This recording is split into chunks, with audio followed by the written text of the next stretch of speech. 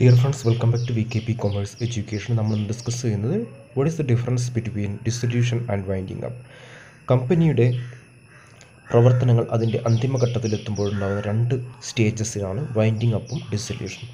Winding up എന്നുള്ളത് അതിൻ്റെ first സ്റ്റേജും അതിൻ്റെ അന്തിമമായ അവസ്ഥയാണ് ഡിസൊല്യൂഷൻ എന്നും പറയുന്നത്. നമുക്കതിൻ്റെ മീനിങ് ആദ്യം നോക്കാം. വൈൻഡിങ് അപ്പിൻ്റെ മീനിങ് ആയിട്ട് പറയുന്നത് winding up means appointing a liquidator to sell off the assets, divide the proceeds among creditors and file to the National Company Law Tribunal for dissolution.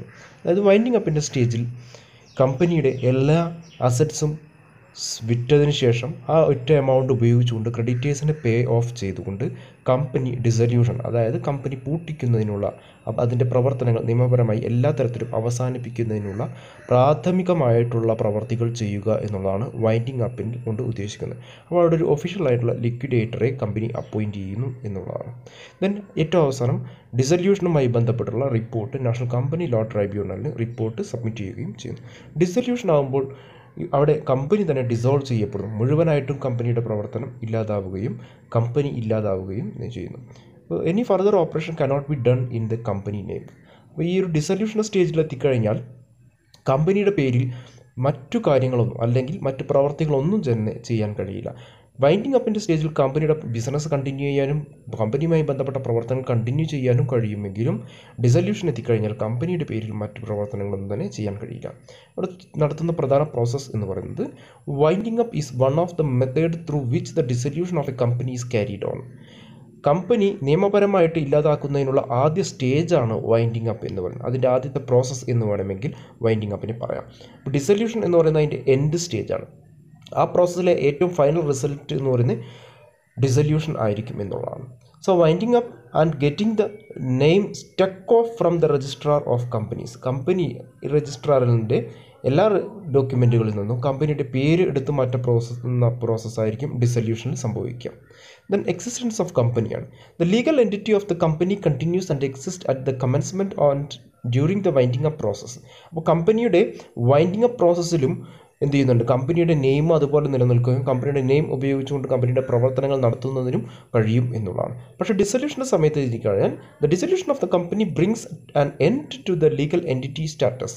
Company നിയമപ്രകാരം നിലനിൽക്കപ്പെടുന്ന ഒരു അസ്തിത്വം ഇല്ലാത്ത സ്ഥാപനമായിട്ട് മാറും എന്നുള്ളത്. അതായത് കമ്പനിയുടെ പേര് ഉപയോഗിക്കാനും കഴിയില്ല. കമ്പനി എല്ലാ തരത്തിലും അതിൻ്റെ പ്രവർത്തനങ്ങൾ അവസാനിപ്പിച്ച് നിയമപരമായിട്ട് അതിൻ്റെ രജിസ്ട്രാർ ഓഫ് കമ്പനീസിൽ നിന്ന് അതിൻ്റെ പേര് റിമൂവ് ചെയ്യപ്പെടുന്നു എന്നുള്ളതാണ്. ദെൻ കണ്ടിന്യൂഷൻ ഓഫ് ബിസിനസ് ആണ്. വൈൻഡിങ് അപ്പിൻ്റെ സമയത്തും അതായത് വൈൻഡിങ് അപ്പിനും കമ്പനിക്കും ബെനിഫിഷ്യൽ ആണ് എങ്കിൽ കമ്പനിക്ക് എന്ത് ചെയ്യാം, അതിൻ്റെ പ്രവർത്തനങ്ങൾ കണ്ടിന്യൂ ചെയ്യാവുന്നതാണ്. പക്ഷേ ഡിസൊല്യൂഷൻ വന്നു കഴിഞ്ഞാൽ the company ceases to exist upon its dissolution. Dissolution സംഭവിക്കുന്നതോടുകൂടി കമ്പനിയുടെ എല്ലാ പ്രവർത്തനങ്ങളും അവിടെ നിലയ്ക്കുകയും കമ്പനി തന്നെ ഇല്ലാതാവുകയും ചെയ്യുന്നു എന്നുള്ളതാണ്. മറ്റൊന്ന് മോഡറേറ്റർ ആണ്.